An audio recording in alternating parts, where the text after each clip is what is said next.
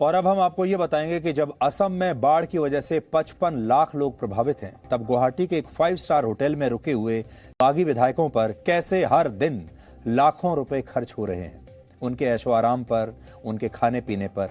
ये सभी विधायक गुवाहाटी एयरपोर्ट के जिस होटल में ठहरे हुए हैं वो वहां के सबसे महंगे होटल्स में से एक है और इस होटल में एक कमरे का एक दिन का किराया है लगभग 8,000 रुपए। और इस समय शिवसेना के बागी विधायकों के लिए इस होटल में 70 कमरे पूरे 7 दिनों के लिए बुक किए गए हैं, यानी 7 दिनों तक 70 कमरे इनके पास रहेंगे। इस हिसाब से 70 कमरों का एक दिन का खर्च हुआ 5,60,000 रुपए। क्योंकि ये सभी कमरे 7 दिन के लिए बुक किए गए हैं, इसलिए इस हिसाब से इन विधायकों के इस होटल में रुकने का कुल खर्च हो जाएगा 39,20,000 रुपए। इसके अलावा इन विधायकों की तरफ से होटल में एक बैंक्वेट हॉल भी बुक किया गया है, जिसका एक दिन का किराया है लगभग 2 लाख रुपए। 7 दिन का किराया हुआ 14 लाख रुपए। इसके अलावा विधायकों को इसी होटल में सुबह का नाश्ता मिलता है, दिन का लंच, रात का डिनर और जो वो चाहते हैं वो खाना उन्हें दिया जाता है। और इस पर भी हर दिन लगभग अलग से 8 लाख रुपए का खर्च आ जाता है। इस तरह से 7 दिन में 56 लाख रुपए अलग से खर्च होंगे। और अगर हम इस सारे खर्चे को जोड़ लें तो 7 दिन का होटल का बिल होता है लगभग 1,10,00,000 रुपए के आसपास। और हो सकता है कि असली खर्च शायद इससे भी ज्यादा हो। ये तो हमने अपने हिसाब से एक अनुमान लगाने की कोशिश की है कि इन विधायकों का कितना खर्चा हो रहा होगा, और ये वो है जो ऊपर से दिखाई देता है। इसके बाद ये विधायक हवाई जहाज से आए हैं, गाड़ियां इस्तेमाल इन्होंने की होंगी, पहले ये सूरत गए, सूरत के बाद गुवाहाटी आए, इन सब पर भी काफी पैसा खर्च हुआ होगा। एक तो बड़ी बात यह है कि ये सारा पैसा किसकी जेब से जा रहा है, कौन इनके ऊपर इतना पैसा खर्च कर रहा है, और उस खर्चे का कोई हिसाब तो होगा। होटल वाला जब इनसे ये बिल लेगा तो वो एक रसीद काट कर तो जरूर देगा, और वो रसीद किसके नाम होगी ये देखना बड़ा दिलचस्प होगा कि इनका पैसा दे कौन रहा है। अब क्योंकि इस होटल में कुल मिलाकर 100 कमरे हैं और जब से शिवसेना के बागी विधायक यहां आए हैं तब से बाकी के लोगों के लिए भी इस होटल को बंद कर दिया गया है, तो होटल उसका पैसा भी शायद अलग से इनसे लेगा। लेकिन दिलचस्प बात यह है कि जब इसका बिल भरा जाएगा तो यह देखना बहुत आवश्यक होगा कि यह बिल किसने दिया, किसकी जेब से यह पैसा जा रहा है। करोड़ों रुपए का बिल होगा।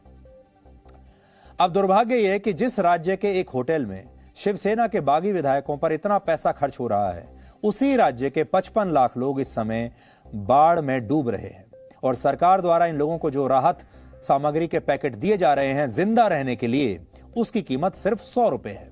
हर पैकेट में क्या क्या है देखिए। हर पैकेट में 2 किलो चूड़ा है, आधा किलो गुड़ है, आधा किलो नमक है, एक बिस्किट का पैकेट है और एक हैलोजन लाइट है। और इस एक पैकेट की कीमत 100 रुपए के आसपास है। यानी जितना पैसा शिवसेना के इन बागी विधायकों को 5 स्टार होटल में रुकने पर खर्च किया जा रहा है, उतने पैसे से 1,10,000 पैकेट और खरीदे जा सकते थे। यानी 1,10,000 बाढ़ पीड़ितों की मदद और ज्यादा की जा सकती थी।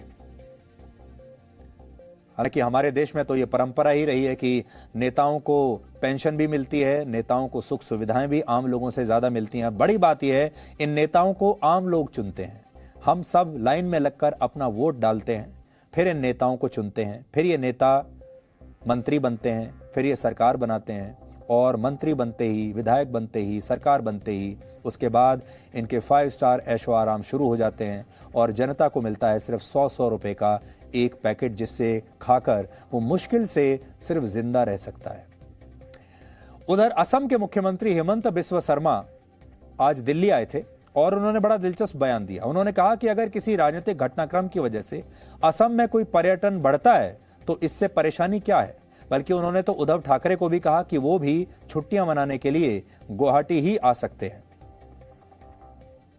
और भी पूरा देश का जितना विधायकगण है सबको मैं आमंत्रित करता हूँ असम में आइए। मैं होटल में लोग आने से बंद कर दूंगा तो कैसा फेडरल स्ट्रक्चर है। कल आप होटल बुक करेगा और मैं मना करूंगा कि देश में फेडरल स्ट्रक्चर चल रहा है और असम का होटल में आप मत आइए, तो ये थोड़े फेडरल स्ट्रक्चर इसको बोलता है। लेकिन असम में जितना दिन रहेगा मेरे लिए खुशी का बात है कि रहिए। मैं तो सबको बुलाता हूँ, सब आइए असम में। आप उद्धव ठाकरे जी से क्या कहना चाहेंगे? आप भी वेकेशन में आइए असम में। तो असम के मुख्यमंत्री ये कह रहे हैं कि मेरा उनके इन सारे विधायकों का गुवाहाटी आकर रुकने में कोई हाथ नहीं है। मैं ना उन्हें वापस भेज सकता हूं और ना ही मैंने उन्हें यहां बुलाया है। लेकिन अच्छी बात है, बाहर से अगर लोग गुवाहाटी में आ रहे हैं तो उनका स्वागत होना चाहिए। और उद्धव ठाकरे भी अगर चाहें तो वो भी छुट्टियां मनाने के लिए गुवाहाटी आ सकते हैं। और जिस तरह के हालात चल रहे हैं इस समय उद्धव ठाकरे और ठाकरे परिवार के साथ, तो इस बात की बहुत संभावना है कि कुछ दिनों के बाद उन्हें वाकई छुट्टी पर जाना पड़े। Presenting B News app, available on Google Play and App Store. Download it now.